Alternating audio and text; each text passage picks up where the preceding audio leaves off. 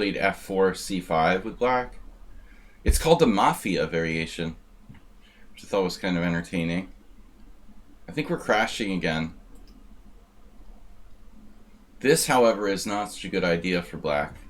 I mean, he does get a little bit of control of the center, I guess.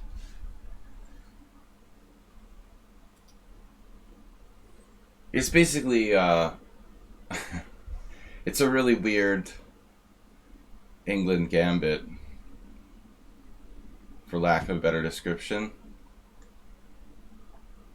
Can play f4. I like f4. Yeah. Safer to play knight f3. You could even decline the to defend the pawn. I mean, I think that black's d5 pawn and d5 square is so weak that it's perfectly okay to just play like knight c3 here. Nah, f6 I'm not going to take that. I guess I should, though. Takes, knight takes to e5 is interesting. That might give him a playable position. Pawn takes, knight takes e5, knight e4, knight f3.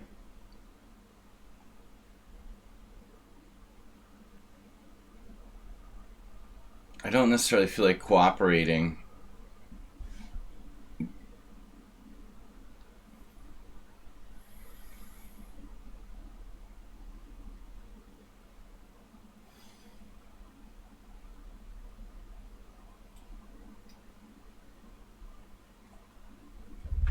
Yeah, we crashed, and hopefully we're back.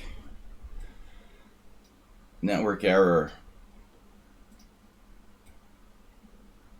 Ornikar is building lichess live if you'd like to watch him. Ornikar 2 as opposed to Ornikar 1. Alright.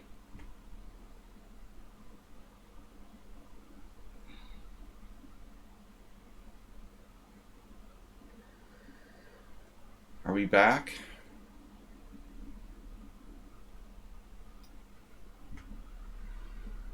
Lichess.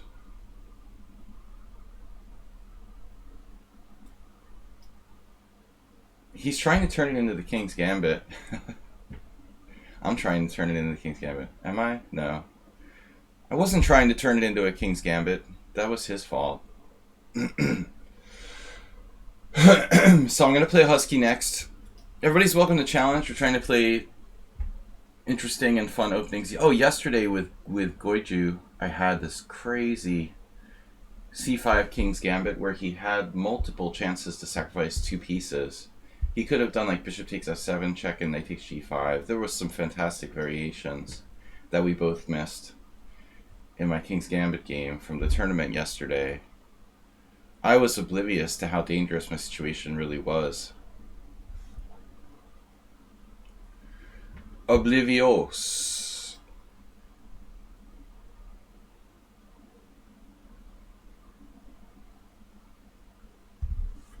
Flair, you did a good job taking your time in the simul, but it seems like in Blitz you're perpetually playing too fast.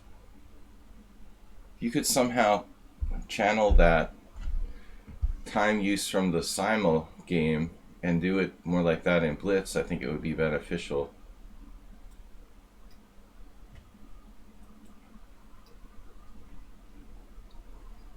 White with a slight edge.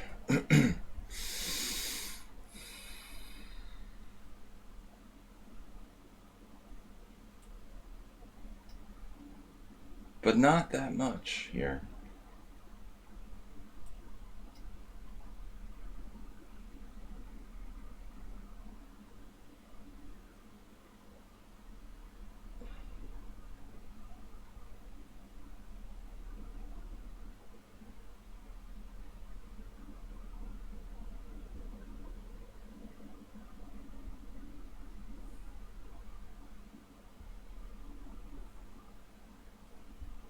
Do we just keep it simple?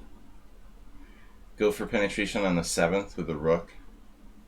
I think this is going to be our best shot. You know, just try to directly invade on the F file. It doesn't look like a lot, but it's kind of lasting, and I think he's pretty close to lost here. His king isn't safe. The 7th rank is a problem. He has more weaknesses than me. My bad bishop is active. His is not.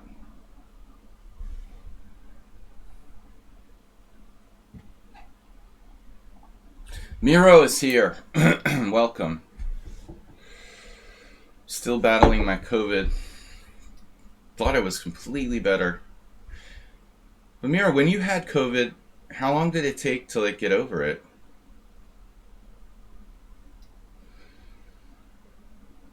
I feel like it's a week now. I've been positive for a week now, and it's still lingering.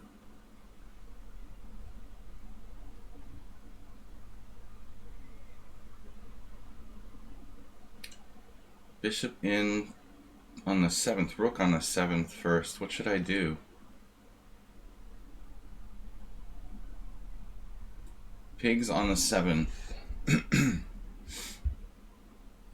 Of course, that was different. I mean, Miro didn't have Omicron.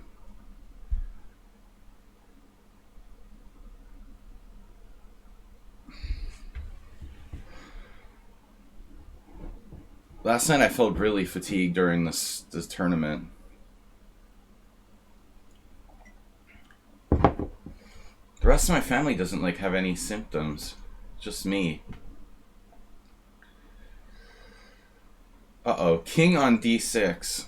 I expected the other way. King b8 and bishop d6.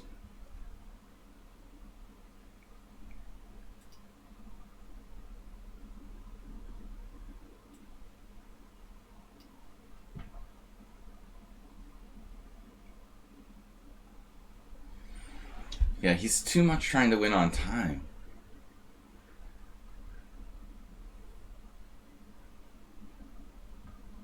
Oh no. The natural inclination to want to get rid of that piece, and I thought I was winning a piece, and I'm not. Or am I? Yeah. Rook d1 was just lucky. I forgot you could defend the e6 bishop. Yeah. Yeah, that's not good. But the Mafia defense to the King's Gambit is interesting. f4, c5. I think this is just totally not playable. But f4 c5 is interesting.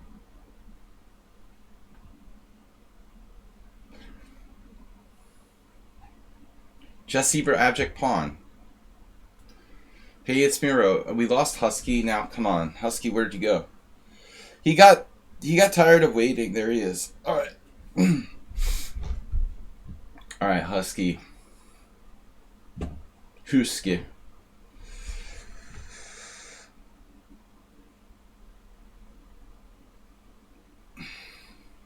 Husker Du. He's a fan of Husker Du. Who isn't? All right, let's go. Weird openings Wednesday.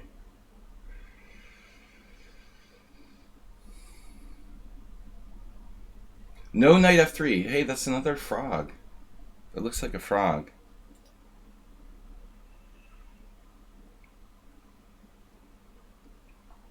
Frogs are getting popular. I don't know what to play. All right, we'll stick with e4 and then do something interesting. Abject Pawn, welcome back. Chess Zebra. All the chess animals.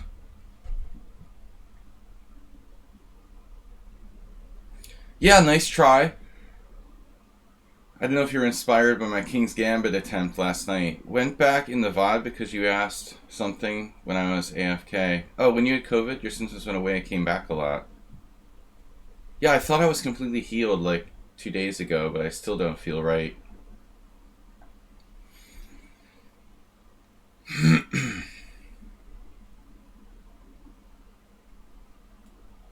I'm trying to do this like weird.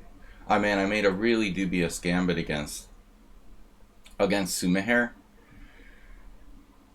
Yesterday he played e6 and I played b4 like it was a ready opening. You can't do b4 unless they do d4, obviously.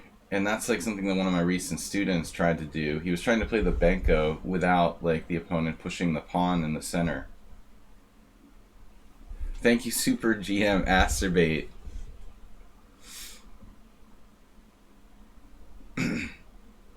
So my idea is to do like a snake Benoni if they push. They could push. Unfortunately, like without that, there's not a lot of room here to do something creative. Maybe g3.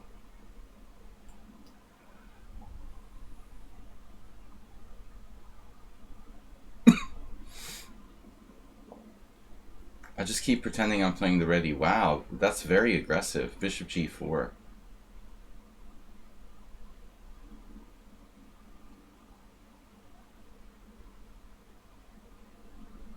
Queen b3.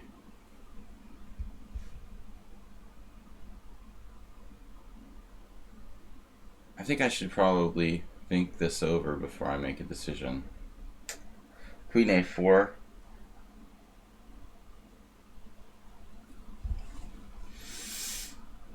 Of course, there's always h3.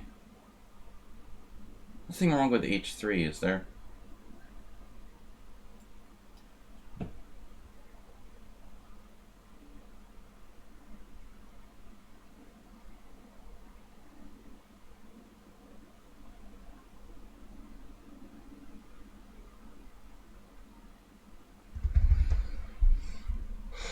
So just because I played h3 doesn't mean I'm necessarily committing to g4. Just gives me the option to play g4 if I need to.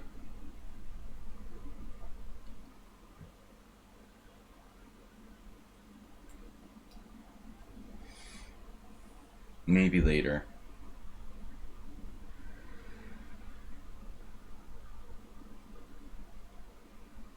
Trying to create new ideas here in the Panov. You might have lingering symptoms for a few months. Someone you know had brain fog and struggled quite a bit at their job for 6 months.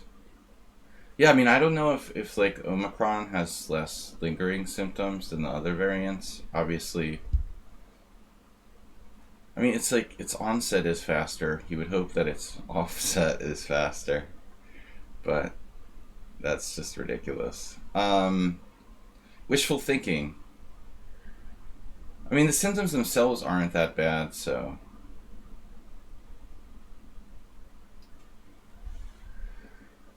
At least not for me so far. But you know, when you get like a normal cold or something, normally like it just, if it starts going away, it goes away. It doesn't like go away and come back. Man, Husky is so serious. Why so serious?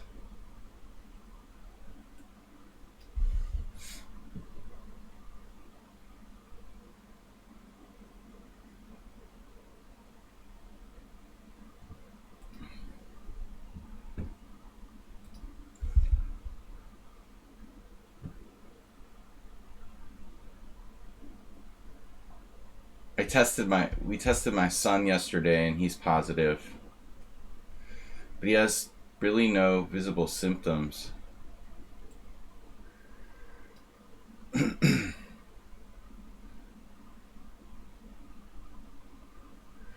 Could maybe COVID maybe in your house again? You have 2 people that took tests. Well, they took tests in your house. How long does it take, like, before you lose your immunity? I mean, you didn't do like home tests.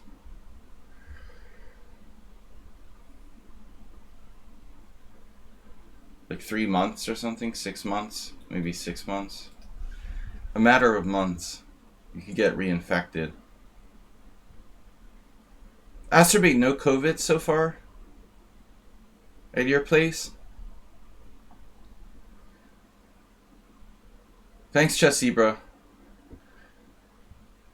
I would think Las Vegas would be like... Las Vegas would be the COVID center of the universe. With every kind of tourist and...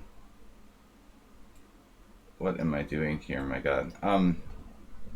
Convention centers, hotels. You don't want some nice COVID?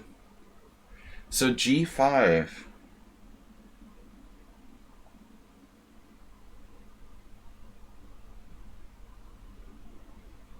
G5 is really risky. Weakening my king side forever. Forever and ever and ever.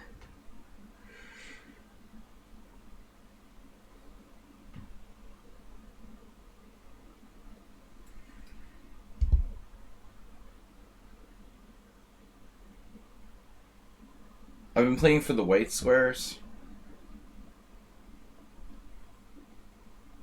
Actually reminds me of a game I had against Miro, of all people. That was a little different.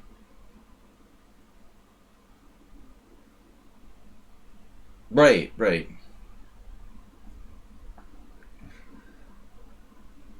No, I recall that you're a Dr. Chasibra, but I wasn't recalling that you were a hospitalist.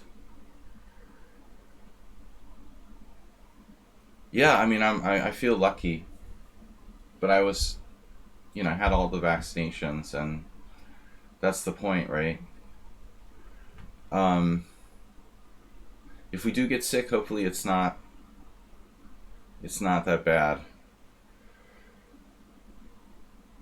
My son had just one vaccine because they just like legalized it for kids, and he's got no symptoms at all with just one vaccination. Guess kids have better immunity to it anyway, but nothing. No, Husky's too strong. He's just too strong. It's not fair. He's better now?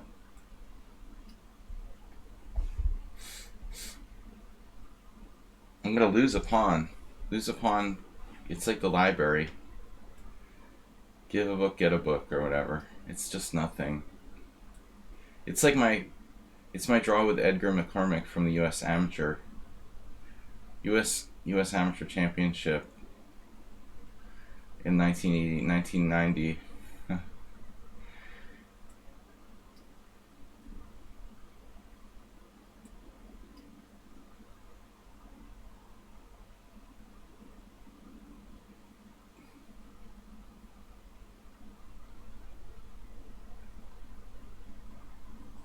Well, you got your booster Monday. Wow. Astrobate is no anti-vaxxer.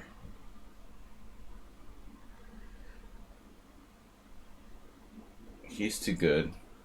This Husky character.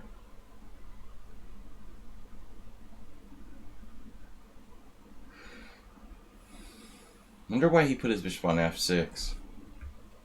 I expected bishop d4 and it's just a draw.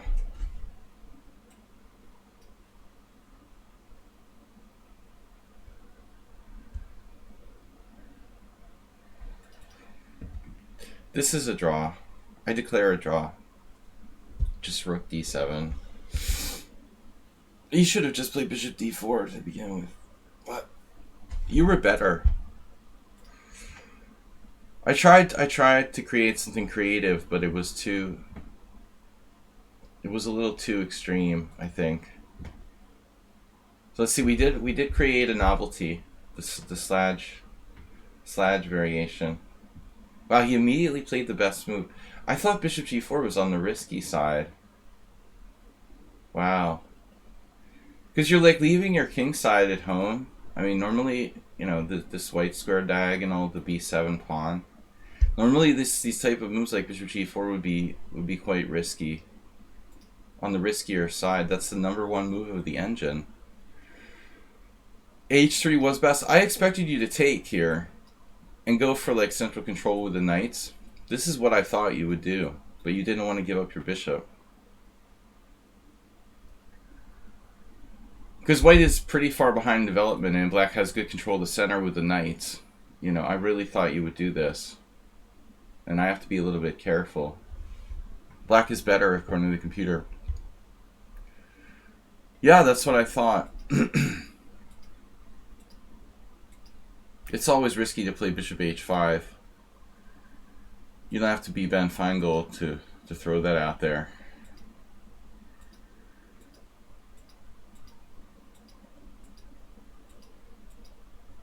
And then it's just like nothing. Nothingville. I'm lucky I'm not worse here, because my kingside is weakened, you know.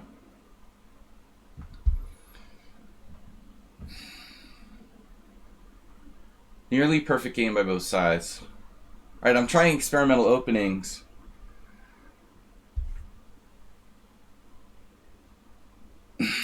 I gotta get some exercise. I've been isolating for like over a week now. William the winner, thank you. Rated Hyperbullet is not on the agenda for today. Or ever.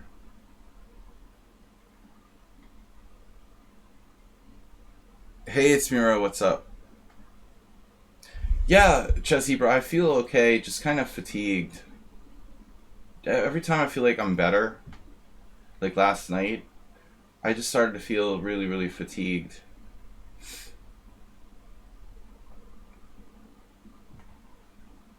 Abject Pawn, you should, you know, the challenges usually kind of come and go. It's in there. G4.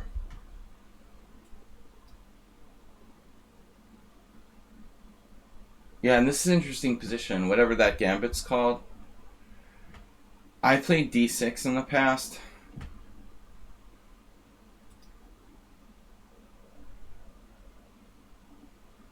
William the winner, no rated games.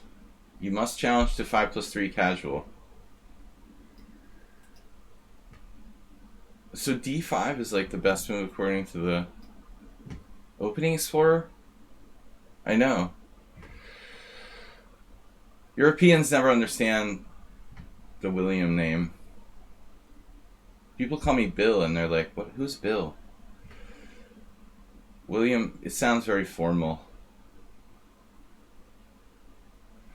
I just had this weird flashback to pre-kindergarten. That's really weird. Maybe it was kindergarten. It was kindergarten. You made me have a flashback to kindergarten. I had another William in my kindergarten. I haven't thought about that in like 40 years. It's really funny. Literally the first time I've thought about the other William in kindergarten in 40 years. It's really weird to get a flashback from that far back, sort of randomly out of the blue.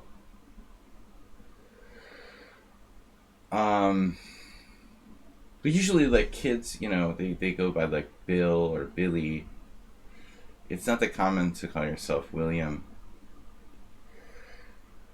Knight d7. Hey, it's Miro. Everyone called me Billy. It was always kind of a childish name. But I accepted it until I was like a teenager. Welcome, everyone. We're taking challenges until 1:15. Billy is a girl name. No, you watch too much pop TV.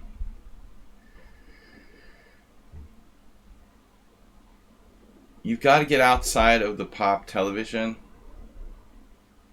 It's actually a man's name. It's rarely a girl's name. 90% of the time, Billy is a man's name. Too much pop television for you, bud.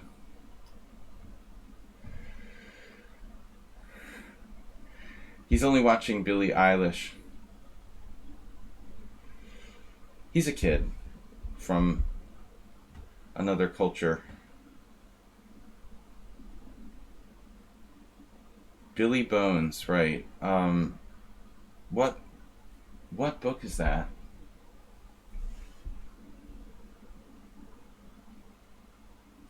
Knight b6. This is kind of a funky place for the knight, but we can always guard against a4, a5 with a5. And I get my bishop outside the pawn chain. I'm up a pawn.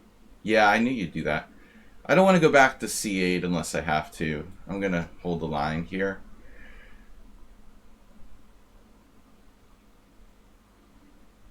Too bad as you could have grown a goatee and gone as Billy the Goat. Buccaneer Billy. The classic Buccaneer Billy chest cover. Alright. My only claim to fame. I had an awesome magazine cover when I was young and beautiful. Okay, so bishop g4, rook g1 looks kind of annoying. Nevertheless, playable. Dare you to do that.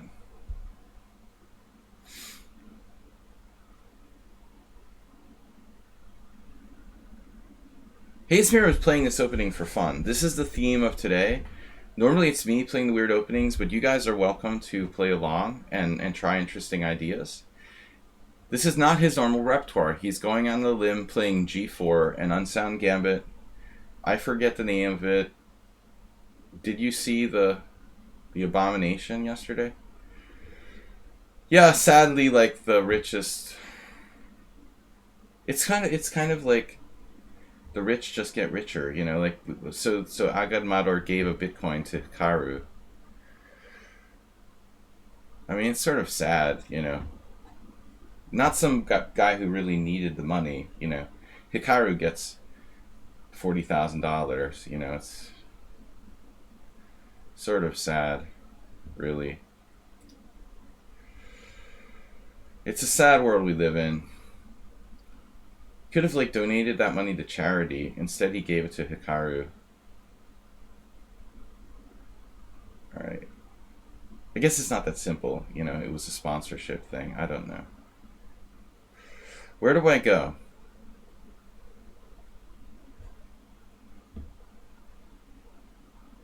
I was thinking bishop d7.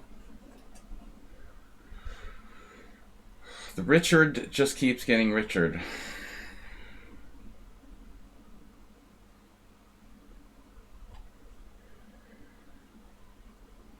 I found it strange that the runner-up was like Penguin IM or whatever.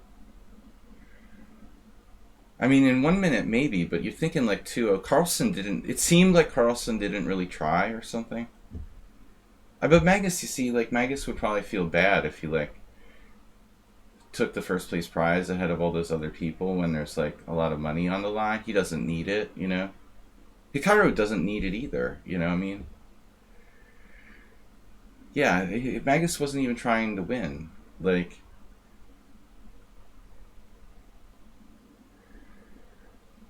it's weird. I don't follow this kind of. I don't think it's a good thing. Bullet chess tournaments. Sorry, I'm not really that interested in it, Ripun. It did kind of ruin my stream though. He managed to ruin 2 of my streams with 1 tournament. So, I mean, Agad Mador. Because he had the other destroyed tournament on a Tuesday night as well. So I had like 10 viewers because of this guy's stupid tournament.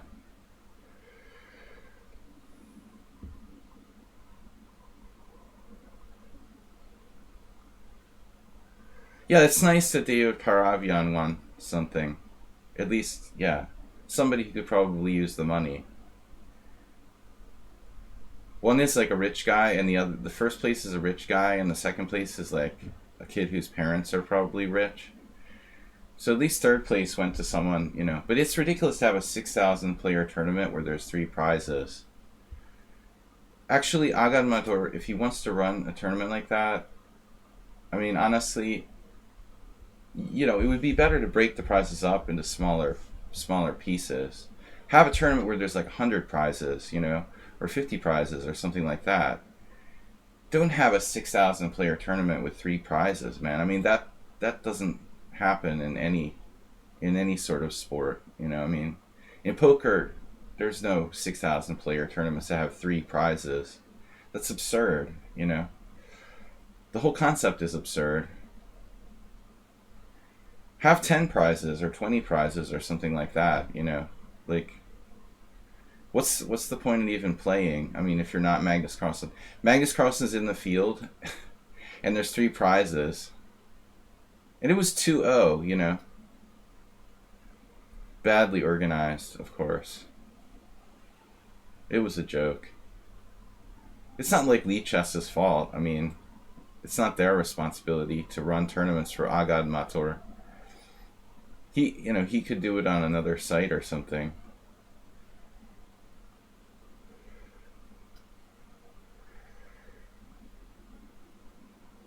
No, he didn't really organize it properly.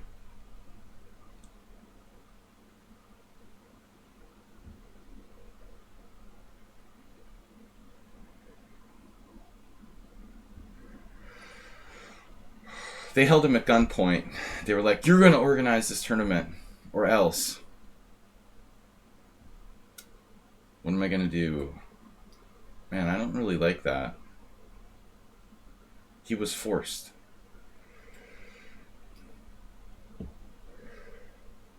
The chess mafia.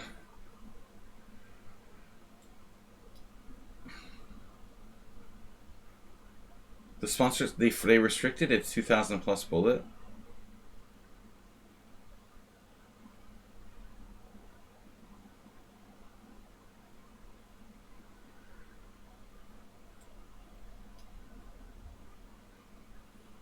I didn't realize that.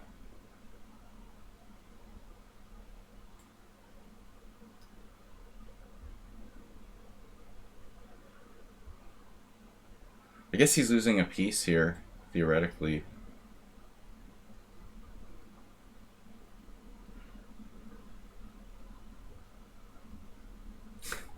It's the same tournament, but you're changing the rules like mid tournament. That's not kosher. Can't do that. Oh, my bishop will get trapped.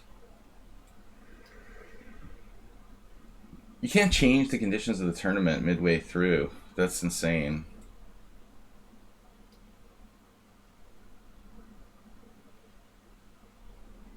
Well, you're all banned now. Whatever, man. I mean, it's total gray area, which shouldn't even exist. You can't have online chess tournaments for money, period, end of story. At least not and have them be, like, legit. It's a hopeless endeavor.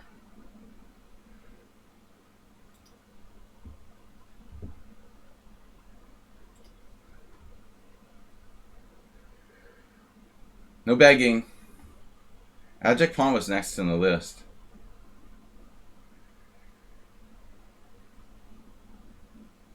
No, I mean, you know, Hikaru sort of sold his soul to be this, like, rich chess streamer.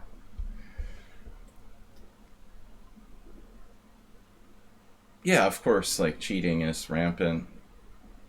There would be no way to run a large chess tournament online. If it's a smaller event with, like, a handful of players, like, organized by Magnus Carlsen for 10 specific players, you can probably, like, keep cheating to a minimum. But, I mean, there's a million ways to cheat. I remember this time, I tell the story a lot, but I remember this time back in the early 2000s when they had an online chess tournament, and I knew of this, like, team of grandmasters who were all, like, they were all, like, 5 or 6 grandmasters were actually coordinating to cheat on the same account.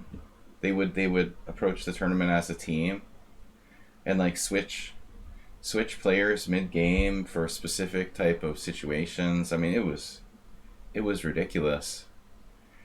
You know, I mean, human beings are just not honest, you know.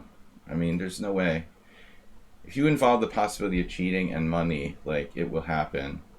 There's no way you can prevent it. I mean, even over the board chess is hard to police. I mean, imagine like trying to police online chess when money gets involved. It's like hopeless. It's bad enough without money, you know. Bishop takes f3, knight takes I mean, I guess this is a line, huh? I remember once one of our viewers, Blobix, had some analysis on a variation like this, and I can't remember where my king is better, on d8 or d7. I guess it's more mobile on d7.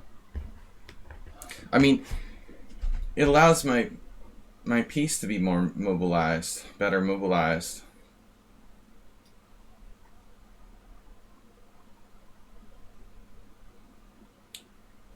So I need to win the second piece.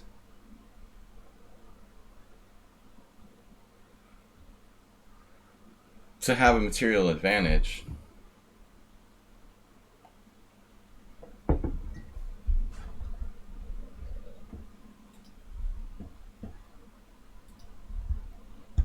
The conventional wisdom, you know, 20 years ago was that, okay, in bullet chess or something, it's too hard for people to cheat. But now, I mean, the art of cheating has gotten so advanced. They can even cheat in bullet. I mean, forget about it. Okay, we get our two pieces for the rook. So we're winning.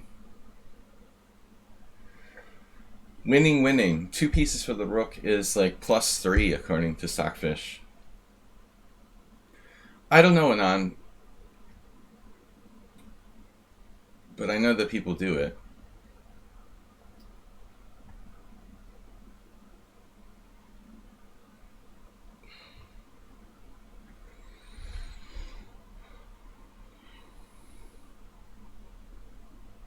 But I would imagine in most cases it would be like a bot sort of thing.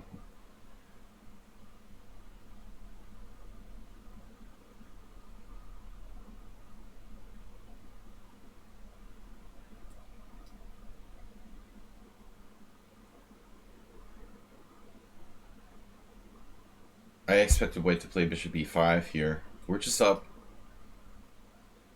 You know, it's funny when you think about it mathematically, like what black has two pieces for a rook, so the material advantage on paper is between 6 and 6.5 points of material to 5. So we should be up like between 1 and 1.5 points of material. But if you analyze it like a computer, it's always like +3. I mean, Stockfish in particular. This type of advantage will give you +3.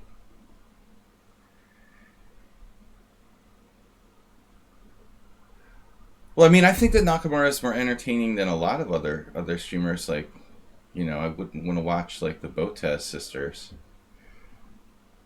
I mean, Hikaru is a really talented player. But I was thinking the other day again. It's sort of like a lot of people would have sold their soul to be like the second best player in the world. He's sort of like would rather be rich than be the second best player in the world. That's the way I feel about it, which, you know, I don't agree with philosophically, but whatever.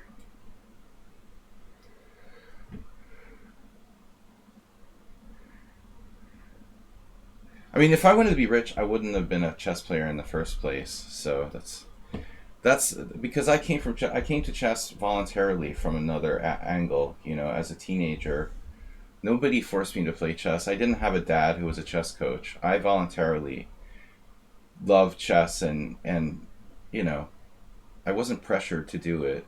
I basically like wasted my college education playing chess when I should have been studying all the time.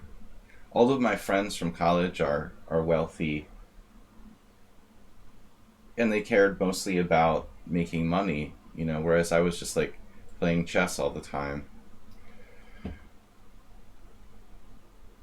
You makes your pays your money and you makes your choice, or you takes your choice. That was Arthur Bisguyer.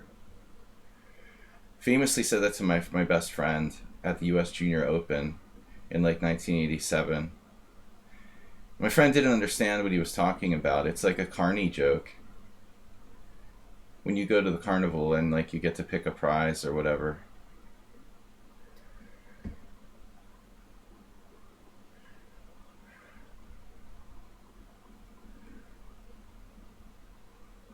But I was never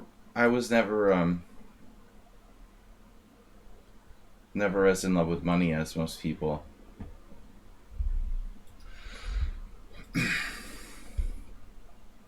I like money, you know, it's nice to have money to do stuff, but I wouldn't sell my soul for it.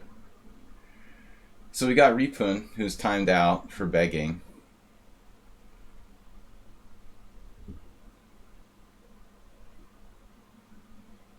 I'm really bad at being rich. Okay, e4.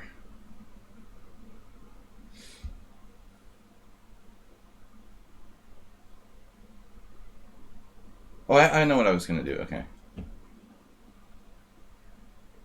Goichu has he's been playing one of our viewers. He's been playing the Brooklyn. I kind of like this. He got a good game against me the other day. Now, looking at it from Black's perspective, I'm seeing it in a different light. With White, I was like, I don't know what to do. I might have even played this against Ripun once. I don't know. It was so interesting when you look at it from the other perspective. It looks so different.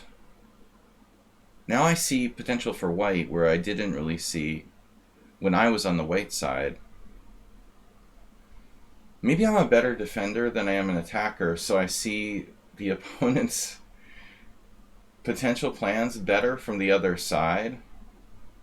Yeah, that's a good question, Chessibra. And I don't know the answer. Is d6 better than d5? Is d5 better than d6? Yeah, I feel like we played this against him before.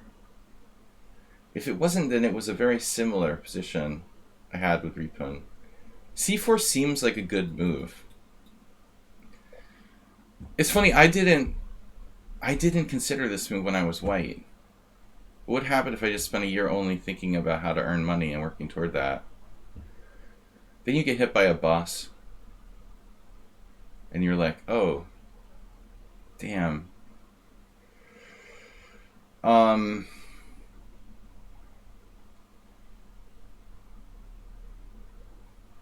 Yeah, there's all these like clickbait news articles about like, you know, how to retire by the time you're 30 and stuff constantly. Not something I thought about when I was like under 30. It depends on how you're, you know, socialized or whatever. If your parents are really into money, you probably will be too, you know. It's all about your environment. I mean, I studied psychology. Behavioral.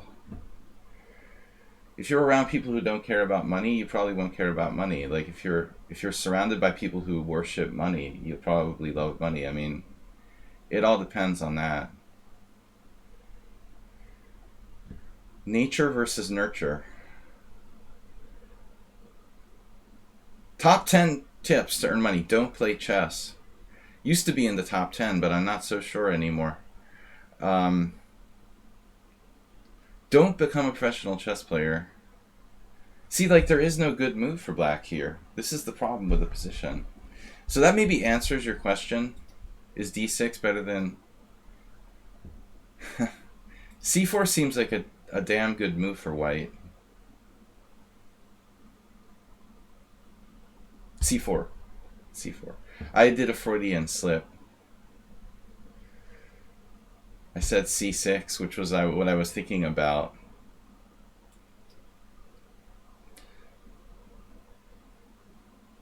Right. No, I mean, theoretically d6 is the better move to counterattack the center. I mean, that's like hypermodernism in action.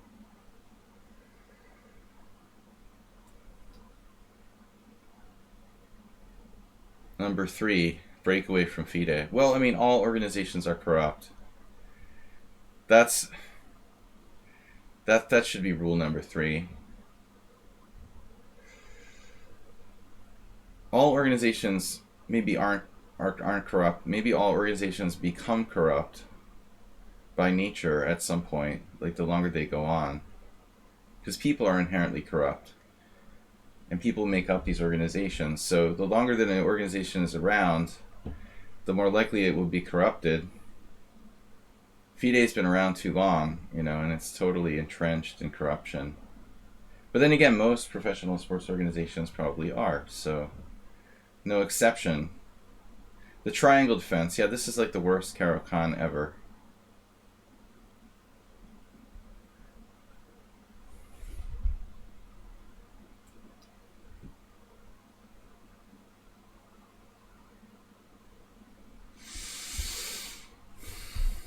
But anyway, I started the whole long spiel was kind of like, it's sort of sad that Hikaru, who's like this guy who's making tons of money, like streaming chess, he obviously loves money. Otherwise, why would he do it? Instead of being the second best player in the world or something. And then he gets like the prize, this big money prize.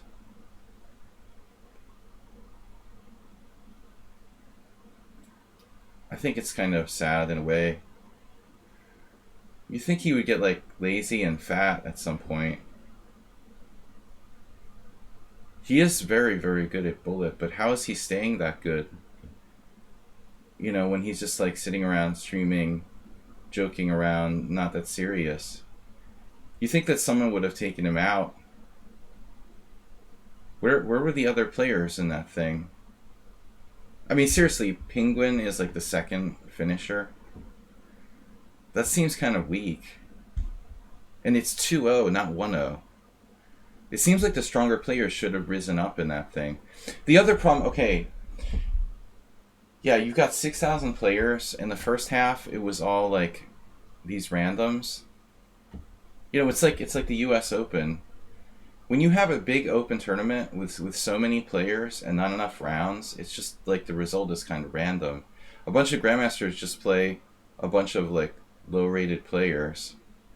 And it's like, who gets the luckier pairings? The idea of making it like 2,000 plus should have been implemented from the beginning.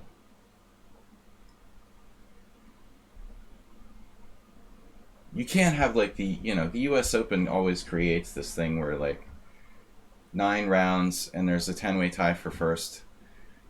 They played like 7 games against weaker players and only 2 strong players. Berserking.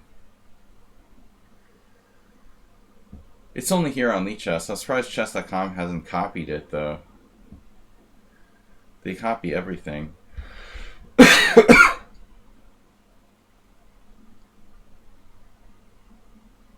They copied the arena tournament format. Maybe I should just castle first off here.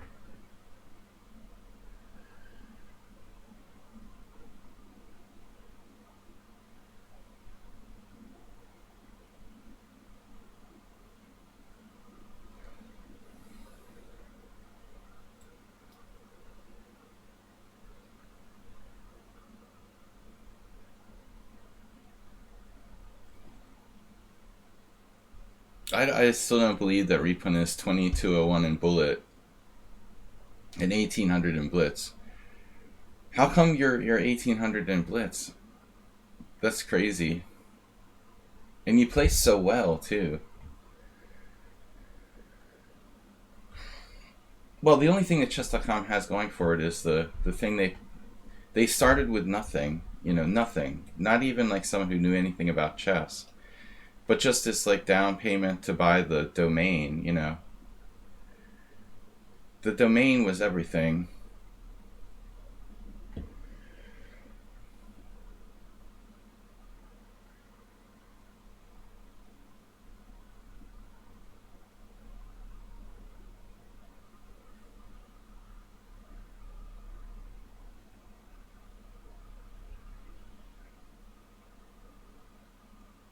I was told a long time ago that they only paid $100,000 for that domain from anonymous source. But I kind of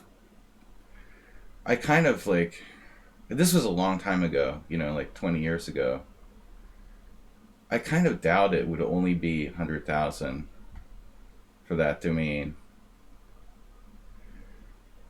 But if you go back like 2003 or something like that, whenever it was, I guess it's possible.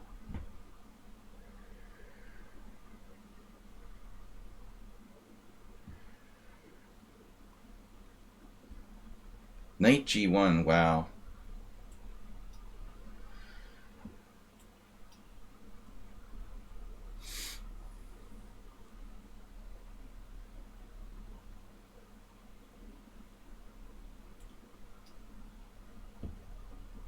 But I mean, when chess first started online, I hated any kind of sites, not just them. Any sites that are based on just trying to like make money. I loved like free internet chess server, but slowly there just weren't enough players on the free internet chess server.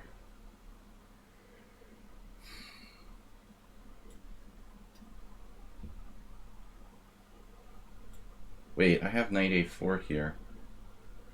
Perhaps it's a good move. Knight c4. No need to shout. How much profit did people see in chess? Well, they had no idea. Like they would be as successful as they are. But you know, it wasn't a losing bet. I mean, that's not that much money.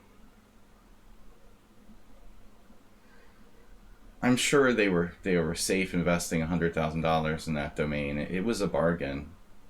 Anyone with any vision would have seen that. But they were making tons of money before COVID. It's just like it's really multiplied now.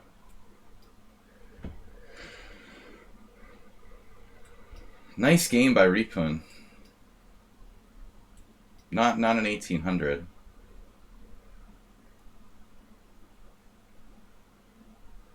The FICS, yeah. Yeah, sad. Like, I don't know why it didn't carry on. I mean, I guess it's still around. But they never did anything to improve it. I mean, it takes someone who really loves the love of a person like Ornikar streaming on Twitch now about building lichess. I mean, he's an exceptional person who put his heart into creating lichess. Fix just didn't really have someone that talented and devoted. You know, they could have done the same thing with Fix as what happened with lichess, but it never really had the special person to devote everything to it. You know, a labor of love, as they say. So what am I doing here? Damn, losing on time.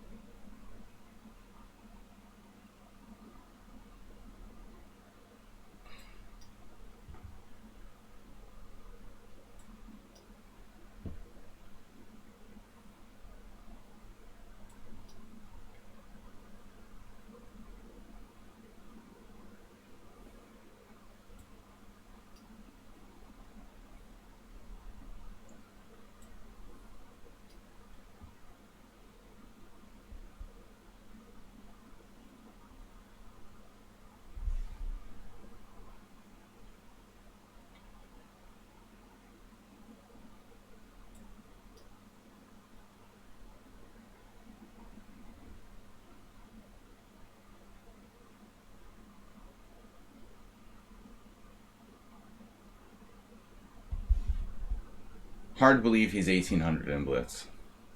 That just doesn't seem kosher.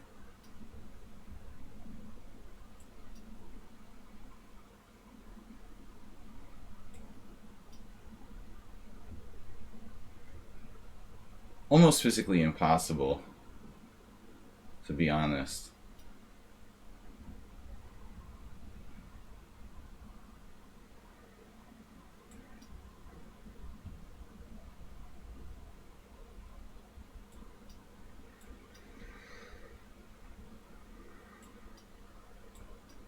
Go. Nice resignation. Man, I mean, if every 1800 was that good, I'd be in trouble. I mean, he's not only 1800 and super fast, but he also didn't blunder until, like, some small mistakes at the end. Welcome, Juicebox Wizard. Is Play Chess in trouble? I would imagine, man. I mean, Play Chess is like ICC. They invested no capital. I mean, whatever the guy, I forget his name, the owner of ChessBase, Frederick Friedel or whatever. I would imagine, yeah, he resigned without playing it out. That's what I mean. Like, normally he would, like, play it out until, like, he's one move away from mate or something. It's nice that people, you know, learn to resign.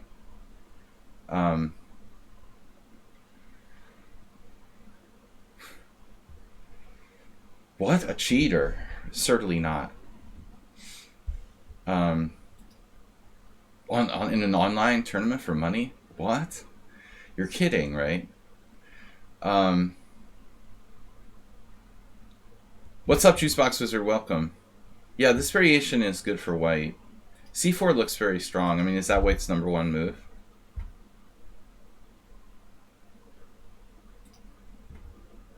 Second most prevalent move. I played bishop d3. But it's not as good. You know, I mean, this seems better. To me, it looks better.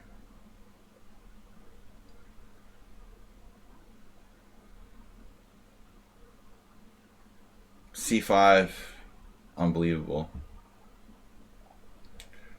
But I mean, this has been played by Chris De Pasquale. He's the only person who's played this. And that's not boding well. He's a nice guy and a decent player, but still. No, you're better off playing d6. You're right. You're better off playing d6, I guess. Anon. So we're talking about, yeah, play chess in Internet Chess Club. These pay sites.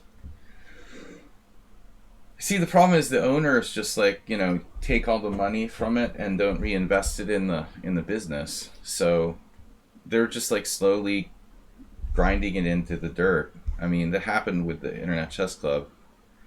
You know, they have like the owners have like 3 houses and they're buying stuff with the money. They never invested anything into those sites. I mean, ChessBase more so, but still, I mean, ChessBase hasn't improved in 20 years. They just you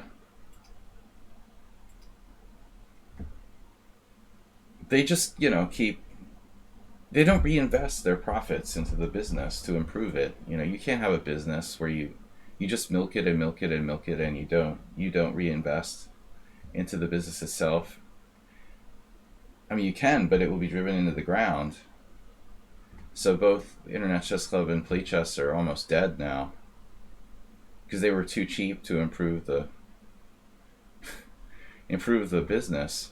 They just milked it, you know, till it was dead. It's like the golden goose or whatever. The goose that laid the golden egg. They just milked it for golden eggs as long as they could and then just left it to die. I mean, ChessBase is also really, really bad because of those scandals with that recent stuff where they were falsely, like, marketing products that were like shareware.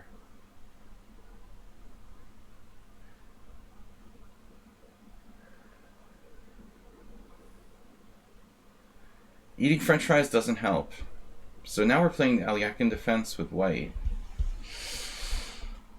I had a game the other day. What did I play? Yeah, Thibault is actually streaming now. He's off. He was streaming earlier.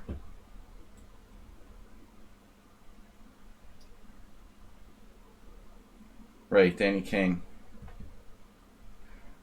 Yeah, no, I mean, they tried for a long time. I mean, Danny King tries to produce, like, decent material. But, you know, it's premium price.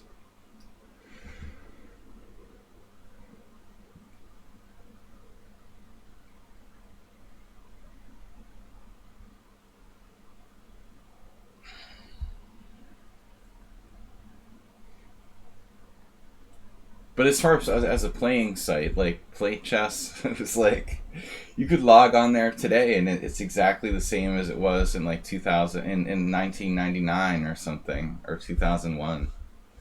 It's ridiculous.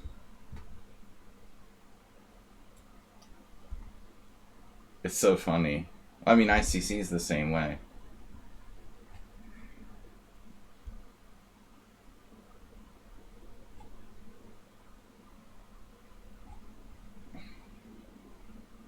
Everyone is a premium user.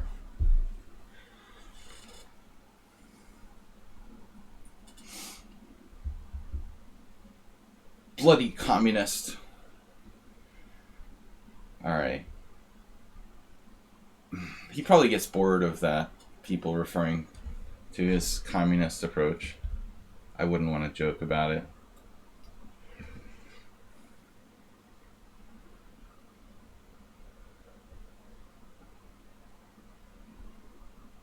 Yeah, this is reasonable. I don't know how strong Anand is.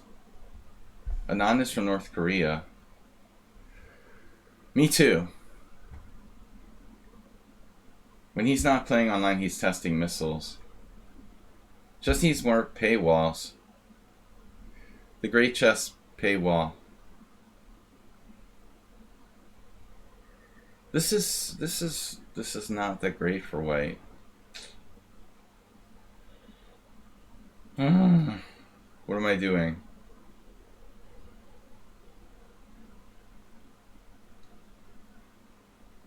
Everyone else is playing, you know, weird openings. I really should have played something different though. I should have been creative. I got distracted by the conversation. I love dissing chess.com and chess, play chess.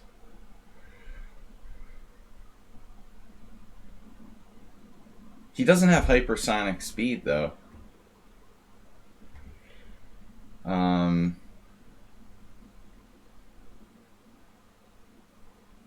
Knight c3 is interesting. I had a very similar game against Grandmaster Chernyshov a couple years ago. Different opening, but same principle.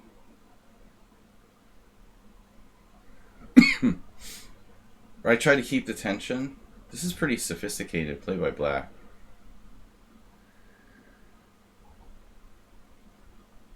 I had almost identical game. I lost because I released the tension in the center.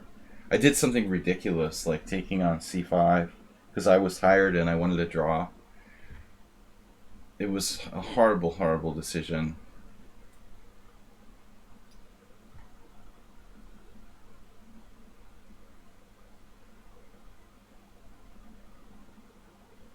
Mr. Coffee was in North Korea, was from North Korea for a while, wasn't he?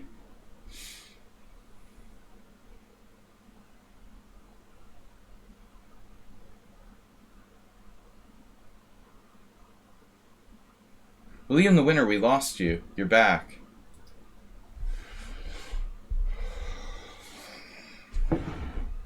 You see, now that's a concession. Black doesn't want to do that. Unfortunately, he can't play knight e6 because of d5, so it's like black just has to kind of keep the tension here. It's typical situation where I think both sides have a very strong motivation to keep the tension for as long as possible. That was why I lost to Chernyshov, because I just voluntarily released the tension, which was just ridiculous. It was 2 games a day, and I had a really tough first round game, and I get paired with Chernyshov with white, and I thought, all right, I can just like try to draw and then rest for the next day. But that's a very typical trick. Like you have to be very careful if you want to quote unquote play for a draw. It's a tricky thing. You can't make little concessions and make your position worse if you're trying to quote unquote play for a draw.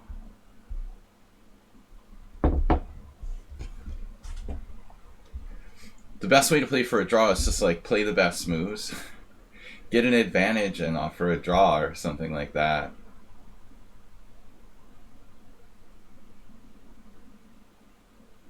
If you're tired, get the upper hand and maybe offer a draw.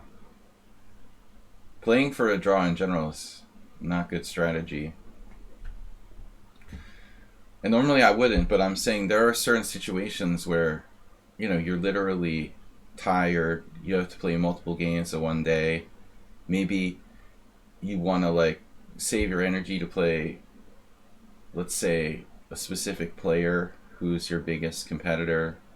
Whatever the situation may be, there are legitimate reasons to quote unquote play for a draw. Tournament conditions.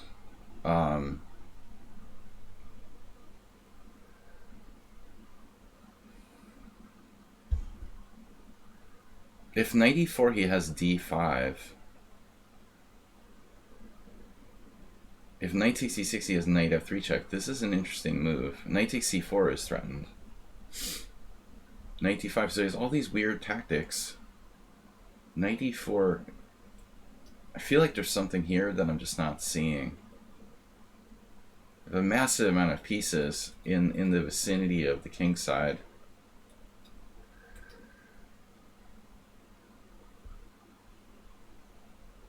Bishop e6 is an idea. Bishop c5 is an idea.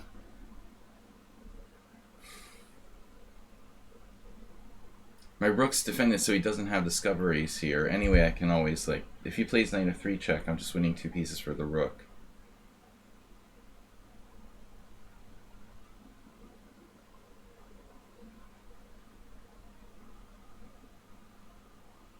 Oh, you mean bishop e6 on the previous move? I didn't get you. Okay. No. That's a consideration, but this is my major, you know, yeah, he has major ideas on this diagonal. Objectively, I don't know. I didn't find the best move.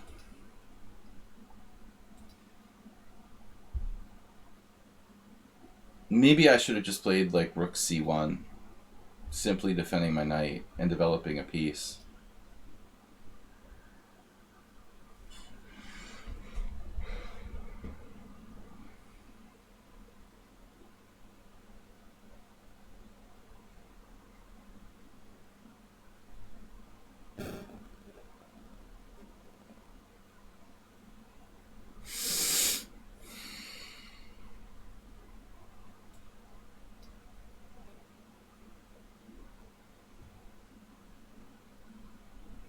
Yeah, I'm lucky he played that.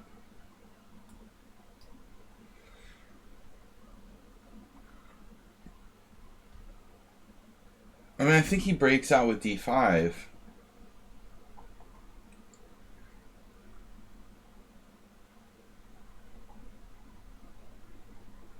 He had ways to break out with d5. I mean, that was my problem. He would liquidate his weakness. And I just didn't see anything clear.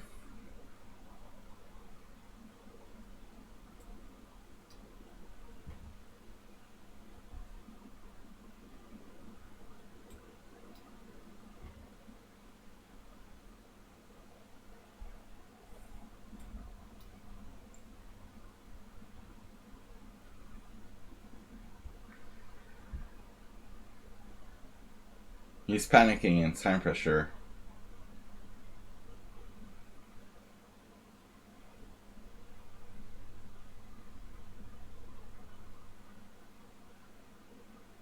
Yeah, it was just a blunder. I mean, he just forgot. He forgot a2 was protected, or if he ever realized.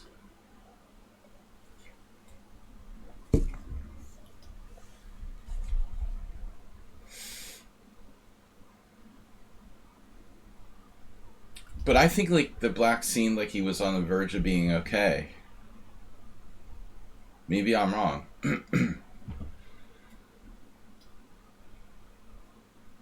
Apparently I was wrong.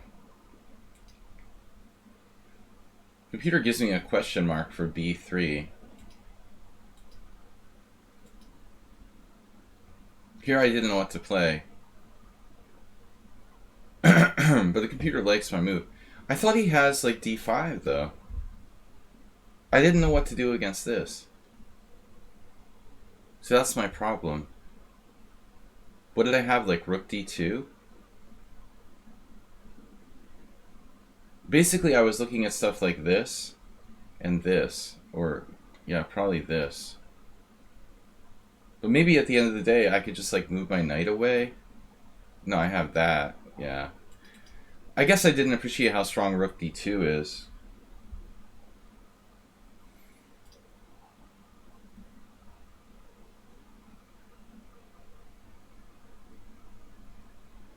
No, apparently cd5 is good. Weird.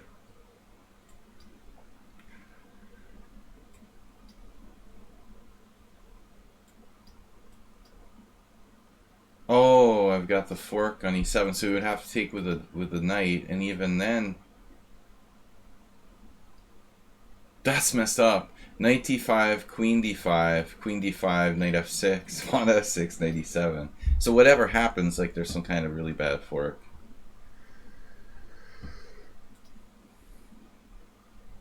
Yeah, the opening was kind of interesting.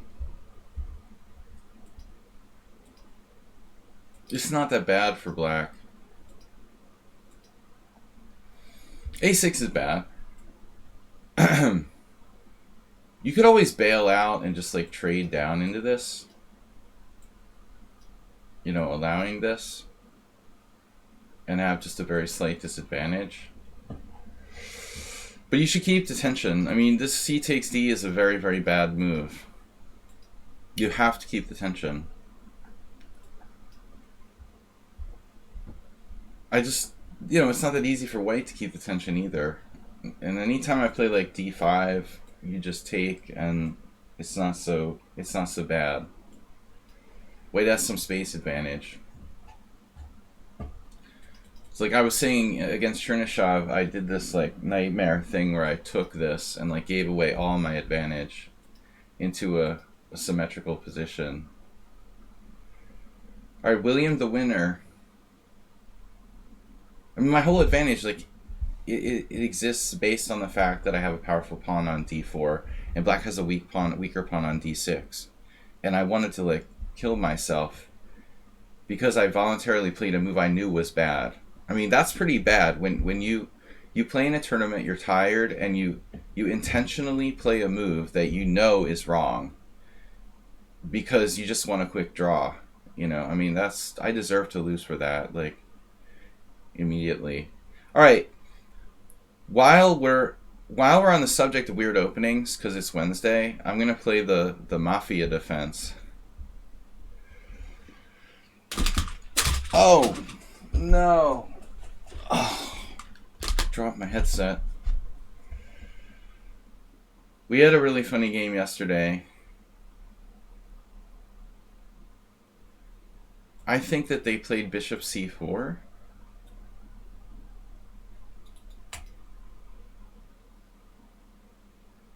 Knight f3. WTF. That's a very strange comment, Ripun. White plays like the best move and you're like, WTF? Okay. I don't know what you want him to play. Like pawn takes pawn, losing a rook, or you would take the pawn. Okay. I should time you out again. You would take the pawn and lose a rook after queen h4 check? Interesting.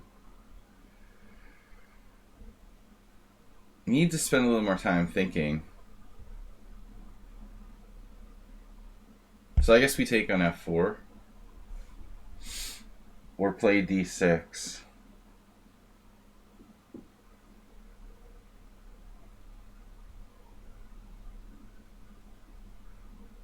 Can I play knight c6?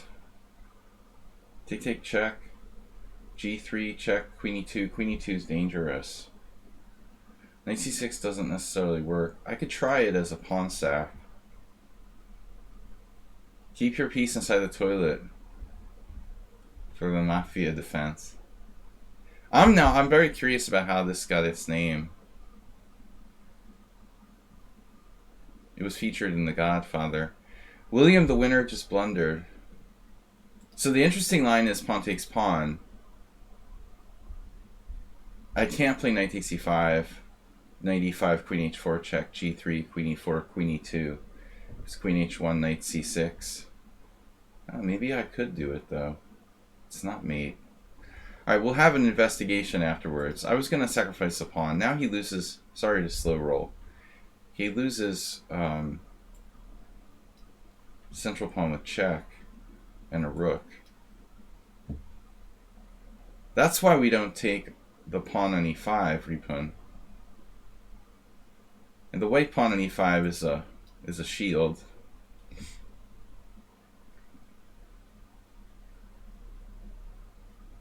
Godfather movie reference, that's what I figured. Okay, still there is danger here. And it's hard to get my pieces out.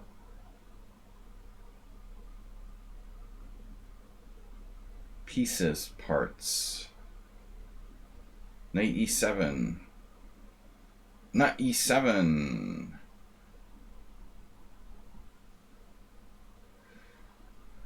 Other options include, but not limited to, bishop e7.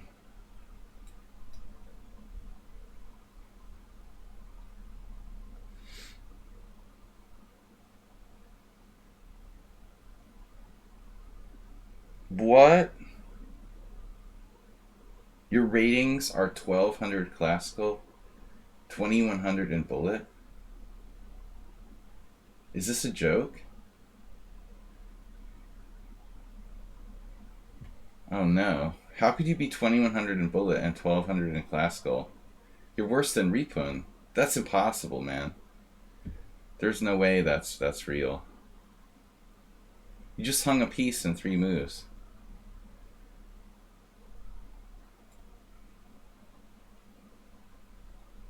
How is that possible? Are you kidding? What? He just doesn't play rapid chess anymore? That's from when he was like 1100? The only conceivable explanation is that you quit playing bullet chess 5 years ago? Using a bot for bullet. Yeah, that's what it looks like. I don't know. That doesn't seem right to me. Now he allowed bishop f3, winning more material.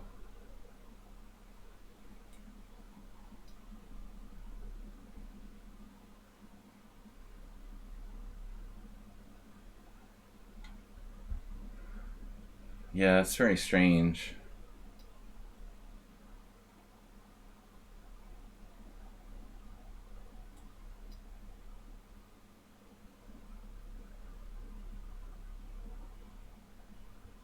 I imagine like he could still beat me with a computer here, probably.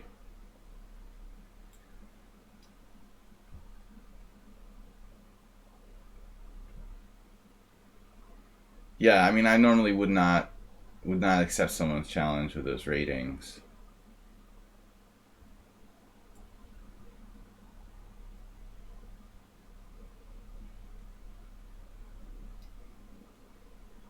Draw from here with Stockfish, probably. He's like hanging pieces in the opening, but now he's playing the best possible defense. It's really weird. And maybe he's just good at flagging people. But I mean, he lost a queen in 4 moves. You know, I mean, he lost a rook in 4 moves.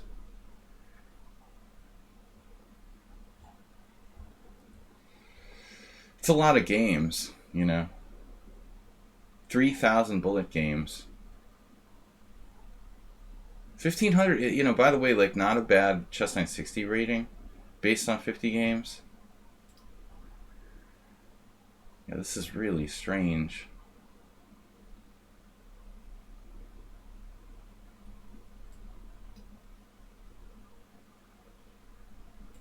Like, there's no way you could be 21 in bullet.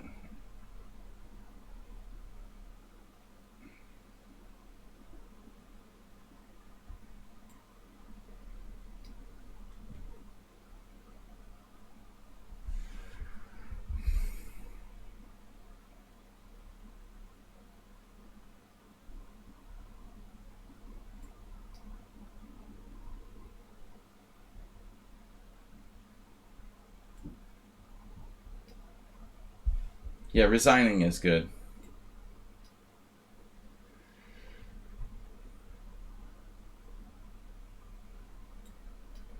You're only down a rook and a knight. It's alright. Yeah, not interesting.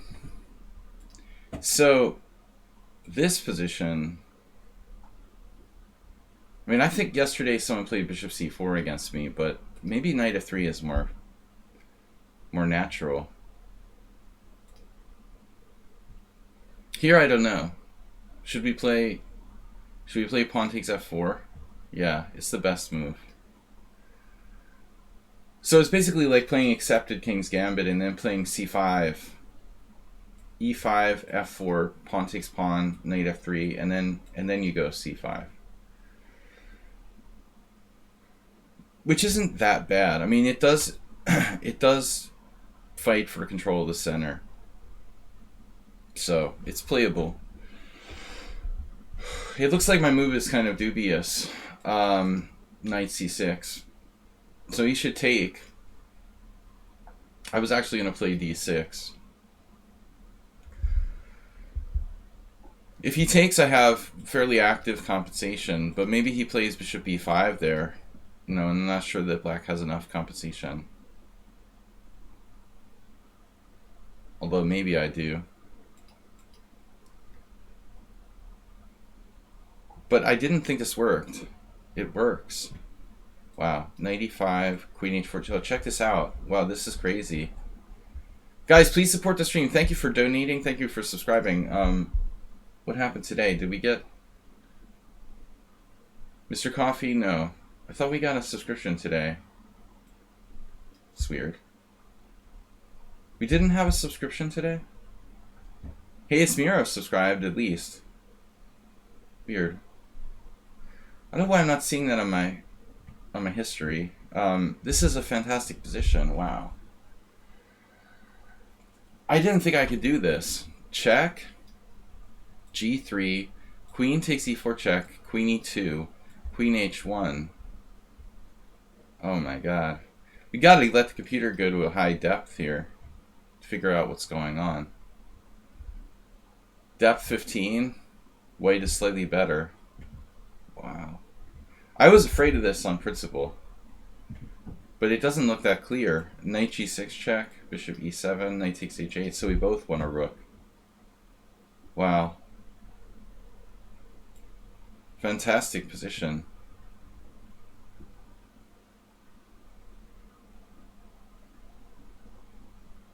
Totally unclear. Look at that graph. The bowl.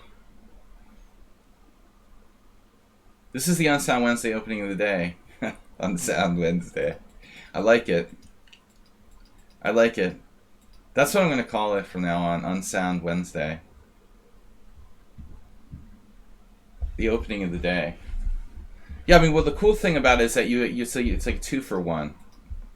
So you got a repertoire against the King's Gambit. You just play c5, and then when you're playing the Sicilian, you have a repertoire against the McDonald attack with e5. So it's like literally a 2 for 1 sale. 2 openings for the price of 1. It's like less, you have to spend less time preparing, you know, if you play both e5 and the Sicilian. Of course, it's a little suspect. I mean, White has this diagonal, and it's like playing the Sveshnikov and the Sicilian. I mean, your d5 square is weak.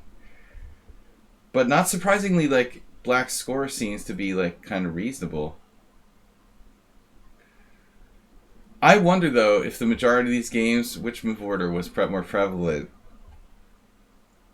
I have this sneaking suspicion that more people played it against the McDonald attack than, you know, people played it as a repertoire against the King's Gambit. It just doesn't seem quite as appropriate here, you know, somehow. Sumo Mitra. He should be 2150 in bullet too.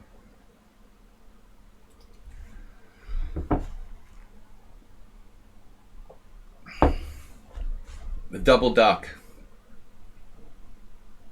Pocket ducks. All right.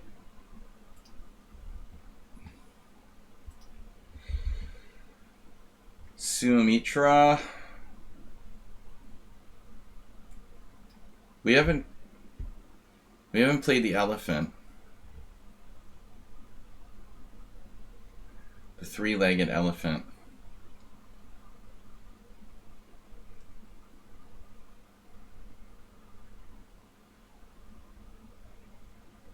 Knight f6 transposes to the Yabava Petrov.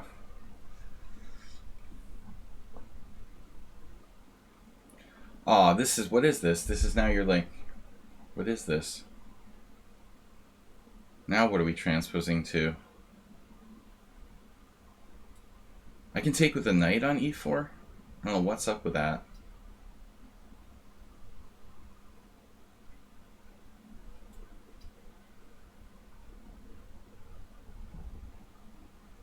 Yeah, this is just weird.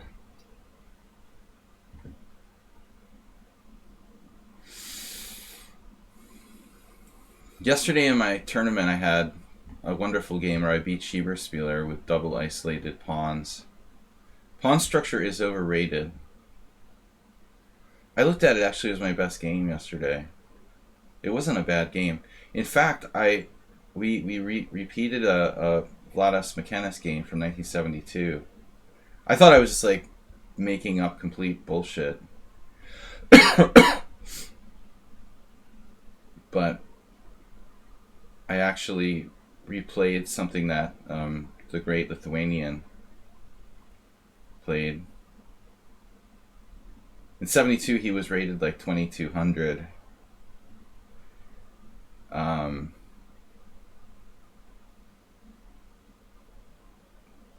don't know here. This is the question. I kind of want to play c5, but it's too risky.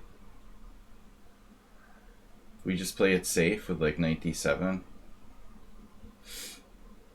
Consolidated the repertoire, exactly.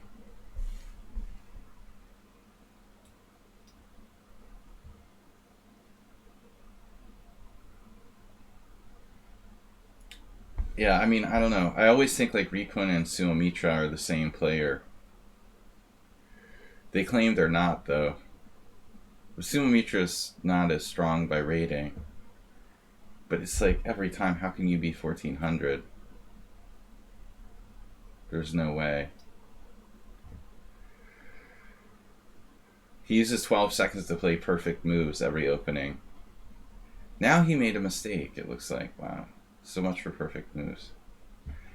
So much for the perfect moves theory. As soon as they start complimenting people, they start making mistakes. Get them overconfident. You know, that's the key. Heap praise on your opponents until they get cocky and overconfident.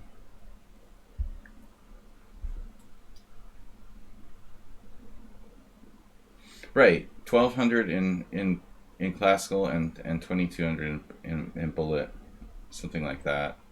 It's standard. Totally normal.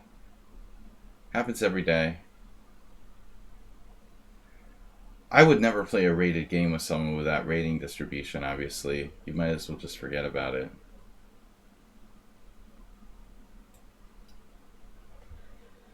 Not sure about the best way to play this. Yeah, the guys use 12 seconds. I mean, it's absurd. And I'm 26-1. Even though he's had a good game like millions of times. So weird. 14-10. Of course F3 is a good move. The guy plays like he's 2100 too. You can't even explain away his score against me. It's so suspicious. It's so weird. You know, he always has a good position and then always seems to hang a piece or something. I mean, I'm completely paranoid for good reason.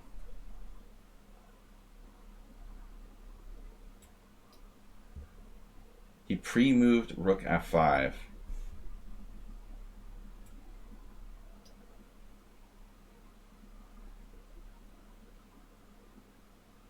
Just like randomly pre-moving things.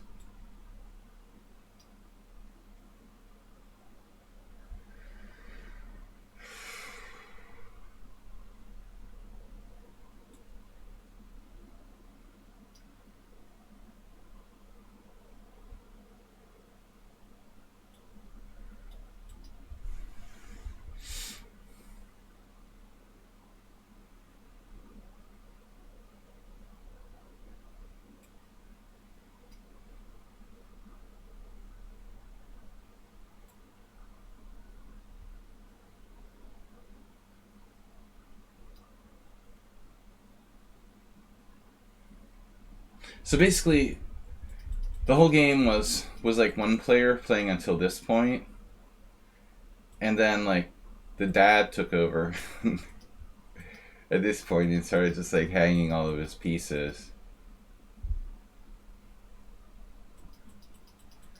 Well, it was like 2100 until move 17, and then he became 1400 at move 18. Rook f5, rook f1, g4, queen e3, and queen g5. Like he just turned around and played all these like random moves. It just doesn't make any sense. This player, this account is violated the lichess terms of service. So obviously I'm not going to play you. I mean, what do you make of this game? He played like until move 19. Well, the move 19 was weird. It was a pre-move. White played really, really well until move 19, and then just sort of randomly started making pre-moves. Like he got bored or something in a tense position with having only used 5 seconds for the whole game until that point. What's the deal with this elephant gambit? We transposed from the elephant gambit to the Jabava. Maybe it is a form of the elephant gambit, actually. But Yababa plays this out of the Petrov. What he does is also unsound. Yababa will play this d5. And surprisingly, you know, he's lost most of the times he played it, but he did manage to beat Dominguez once. Anyways, you know, so e takes d5 is normal.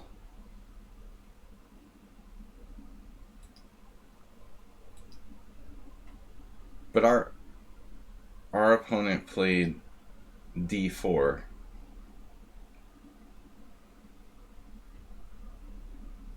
And I wasn't sure what this is. This is a transposition to another line.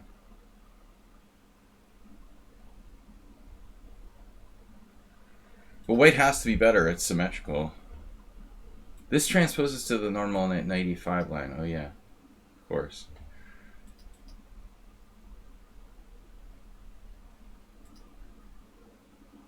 So I tried this instead. Wow, this is really bad.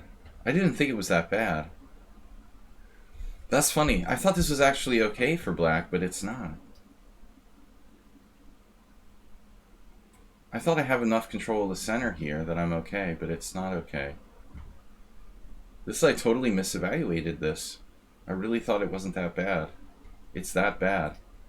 The best move is what? Knight on c6. I thought about c5, but the white squares are just too weak. I don't know if this ever happens. I'm gonna have problems on that. It's just c5 is a bit too much. So black never equalizes in the opening here. Yeah, it was just worse. And then he played this atrocity, bishop takes d6.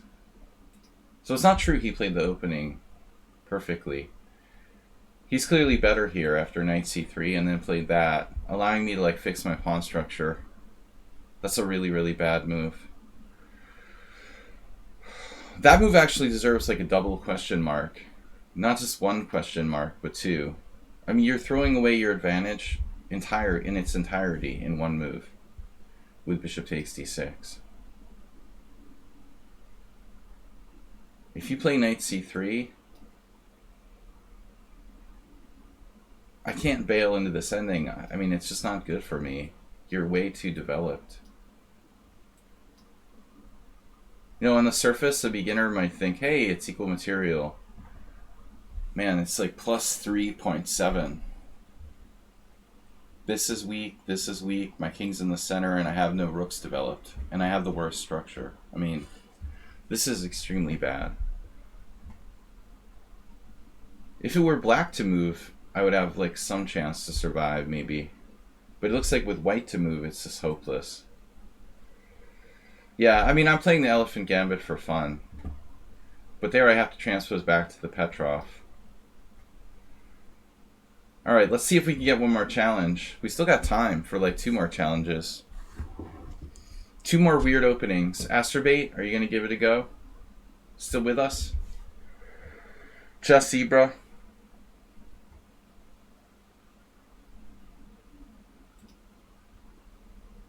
Rook f5 was such a weird pre-move.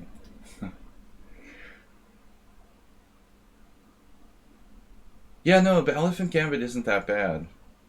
I think it's better than like the Latvian or something. It's probably better than some more established gambits.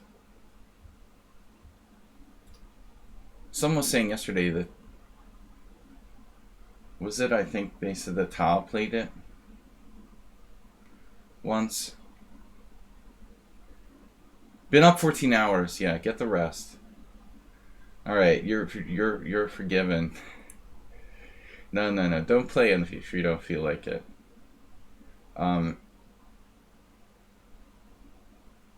Yeah, my opponent played 95.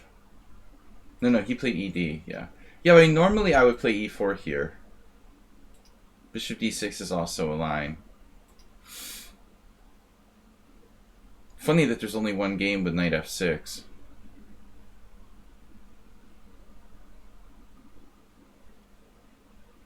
No, that's the wrong position. I'm sorry. D5, knight takes E5. And then knight F6. 17 games. Look at black's score here. I mean, that's ridiculous.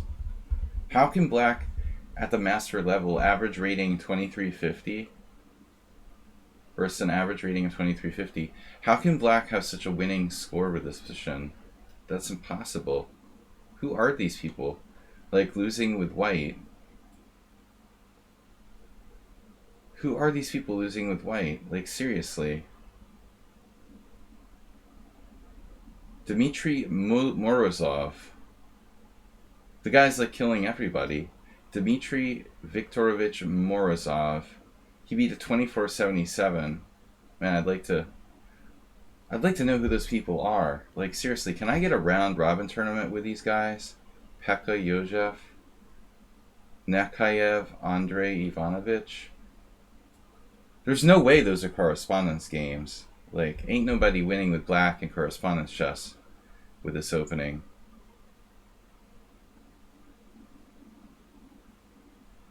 Ulrich Schuster. I mean, the names feel like correspondence chess, but there's no way they could be.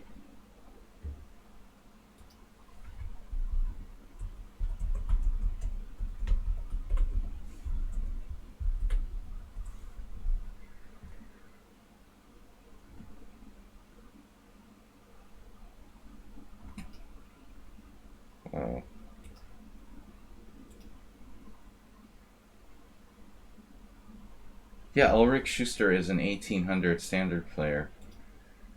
Can somebody explain to me like how correspondence players could lose to this with white? So those are all correspondence games.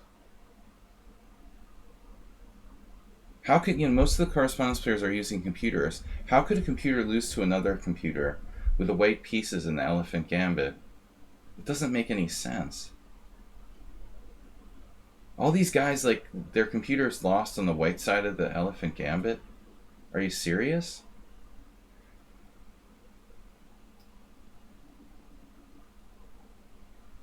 Well, I mean, it's not cheating, it's allowed, I mean, it has to be allowed. It's like legalization of drugs. Actually, the correspondents on lichess should be allowed to use computers too, because if it's impossible to enforce a law, you shouldn't have the law, It's like legalization for drugs. You're better off just like legalizing it than having everyone do it anyway. Look at these games, 2019, 2019, 2020, 2020. How can white computers lose? That's crazy. I just don't understand. Ulrich Schuster is an 1800 over the board player. Now he actually lost with it with black, which is what should happen. Best case scenario, black gets a draw. You're minus 1.3 out of the opening, playing one computer against another in correspondence chess. Basically, that's like 0% chance you can win with black. Yet all these guys won. What did the opponents do? Like forfeit on time or something? Jubaba lost against Bosiocic. He drew Bach. He lost to Dominguez, and he beat Dominguez. So he scored 1.5 out of 5. Which is probably, that's the max you're gonna get with this opening. 1.5 out of 5 against top-notch players. The computer games are funny though. Like Kuprajcik won, of course. Anyway, no last challenges. Wow, the computer really likes bishop d6 better. This is what Skachkov plays. It's got to be the best move. Wow, an old Kovalenko game from 2007. d4. D takes e4. Yeah, I've looked at this. There's a novelty here for black, knight h6. I thought it was playable. Wow, this is really bad. Queen h5. Ouch, that's not playable. Oh well, you have to take. And now queen h5.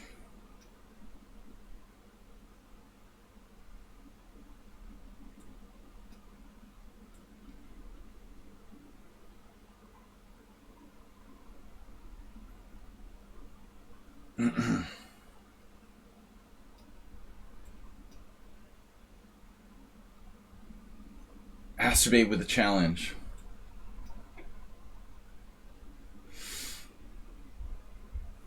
Well, there's an important novelty here. Knight c6 improving. Alright, the theory of the Elephant Gambit, very important. Masturbate, last game. Last game for today, I guess. Things are kind of slow today. Thanks everyone for tuning in. We're going to be back tomorrow night with our analysis stream.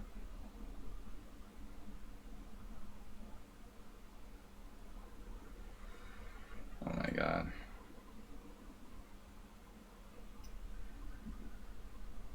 We will be back with our analysis stream later. Alright. Acer.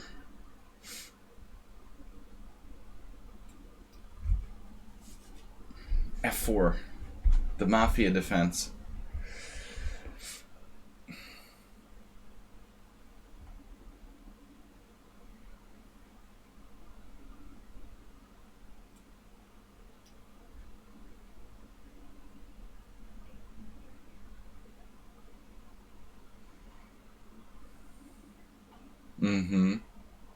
You could also play g6.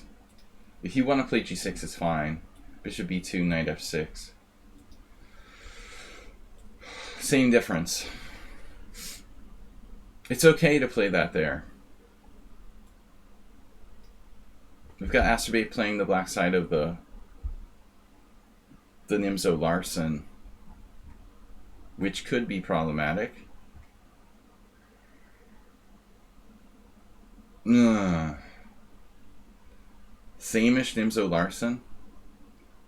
A6 is very slow, sir. That is very slow.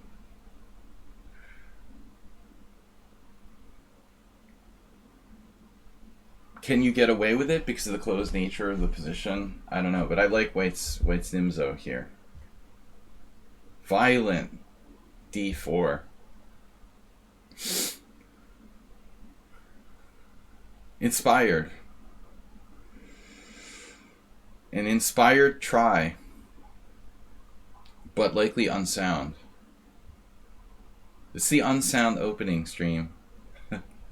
Let's take it. Alright, you're gonna have to prove it. I don't have to take that. But I'm gonna make you prove it.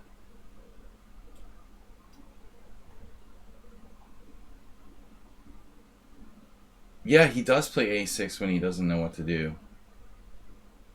Prevalently in the Sicilian. He thought it was the Sicilian, but it's not.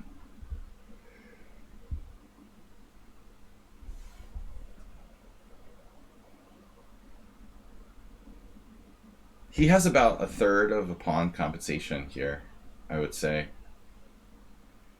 Edge Harmadik in Hungarian.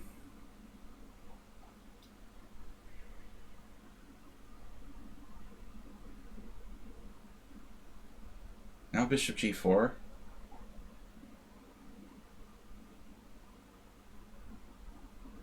I thought his plan was to play like c5, bishop b7, but I'm beginning to wonder if he'll come down on g4.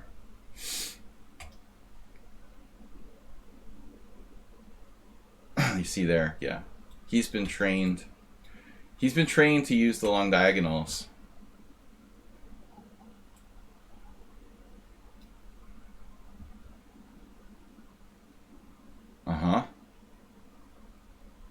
It's cheesy noob mode. We don't need no stinking bishop.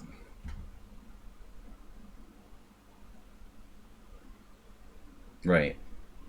You don't want this open E file here, and you've got counterplay along the G file. I'm gonna have to be pretty careful now. How fast can I reel him in?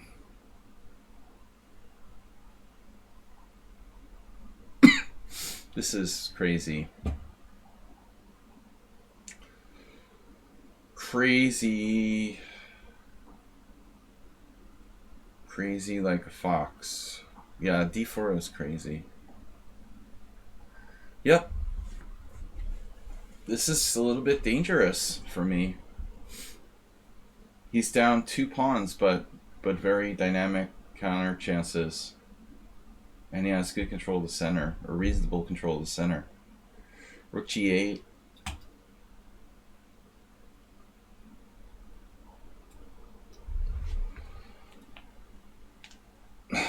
Do not underestimate the power of the opponent's threats.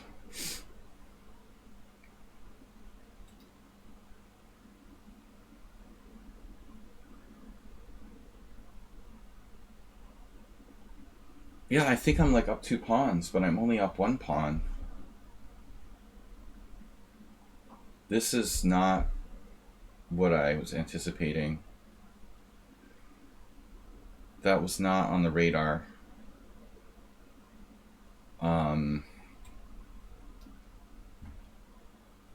Acermate. Rook a7. The original Acerbate maneuver. Of course, the problem is if he plays rook a7, he'll cut off his rook when he plays bishop b7. Trading queens is a bad idea when you're down material.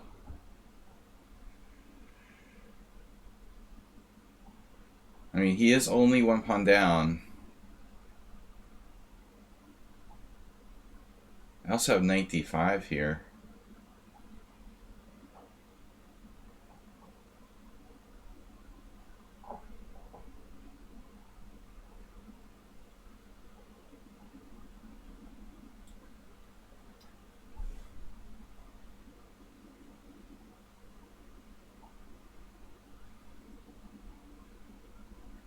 Now maybe he does rook a7. Yep. As anticipated. Now he's threatening to play.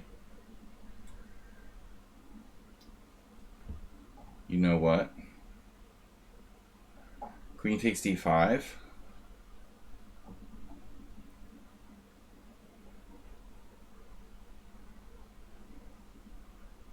Oh no.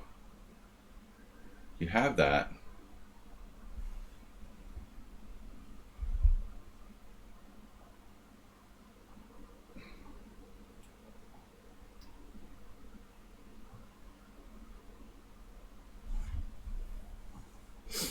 We're clamping those bishops now.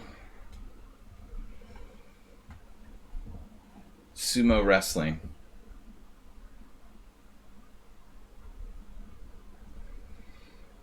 Chess and sumo.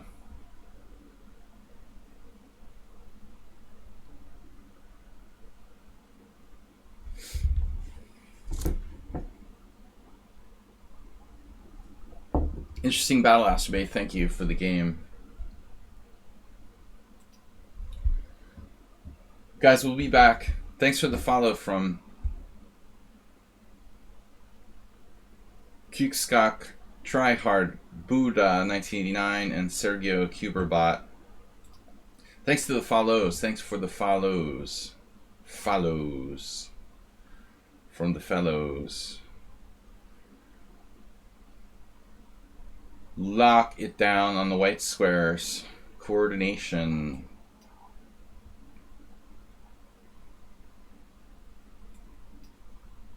Yeah, not good.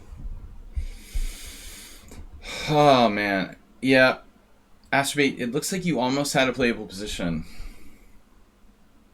A6 is really bad, dude. That's really bad. There's no time for that. Mamajaro versus Bakro. Oh my god. He lost. Bakro played that. That's crazy. Bakro played a5, which is logical, and we lock it down.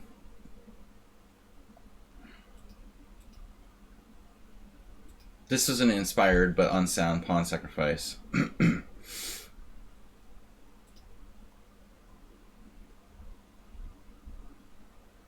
So, I'm better off not taking the pawn. Nah, the computer's not sure. I missed knight c3 there? Wow.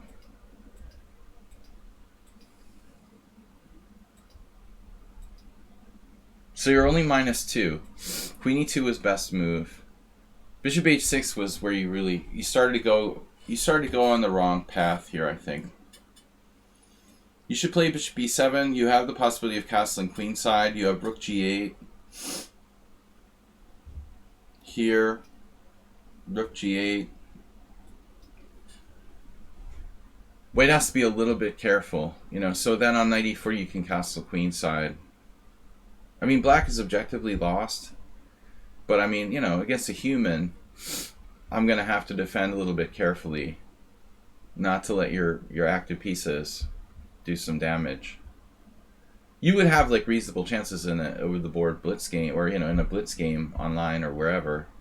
This is not that easy. Bishop h6 was an awkward move. You know, I think that's a really bad idea. You really didn't have any threats, and it leaves e7 weak. Rook a7. And then you're just e7 is weak.